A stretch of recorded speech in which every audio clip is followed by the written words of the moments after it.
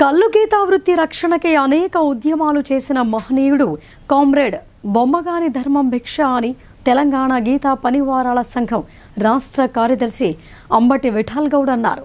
ఆయన జయంతిని అధికారికంగా నిర్వహించాలని ప్రభుత్వాన్ని కోరారు.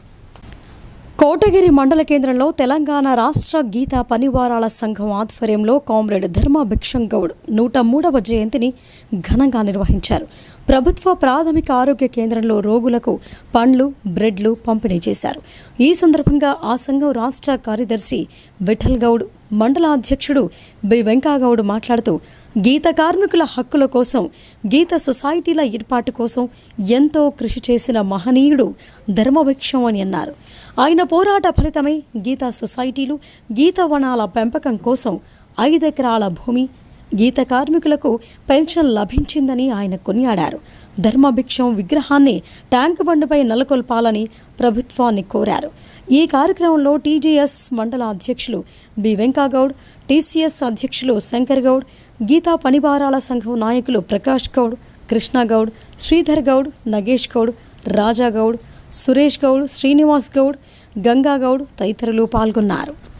కామ్రేడ్ ధర్మభిక్షం గారు గౌడ కులస్తుల కోసం, గీతా వృత్తి కోసం నిరంతరం పోరాడిన మహనీయుడు కామ్రేడ్ ధర్మభిక్షం గారు.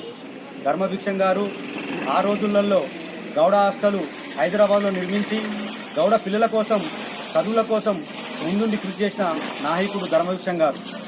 సహకార సంఘాలు, టీఎఫ్టీ లైసెన్సులు పునరుద్ధరించాలని చెప్పి ఆ రోజులో స్థానికంగా ఎంపీ ఎమ్మెల్యే ఉన్న రోజుల్లో కూడా వీటన్నిటినీ ఏర్పాటు చేయాలని చెప్పేసి కోరిన మహనీయుడు ధర్మభిక్షం గారు. 100కో కోటికో ఒక్కోలు పుడతారని చెప్పిన వ్యక్తి ధర్మభిక్షం గారు. ధర్మభిక్షం గారు ఆయన తుది శ్వాస వరకు గీత కార్మికుల హక్కుల కోసం, వృత్తి రక్షణ కోసం పోరాడిన మహనీయుడు కామ్రేడ్ ధర్మభిక్షం గారు.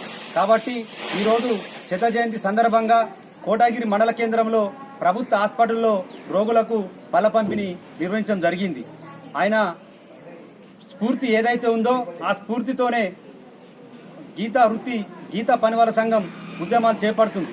ఆయన నడిచిన బాటల్లోనే ఈ గీతా పనివార సంఘం కూడా బాటలోనే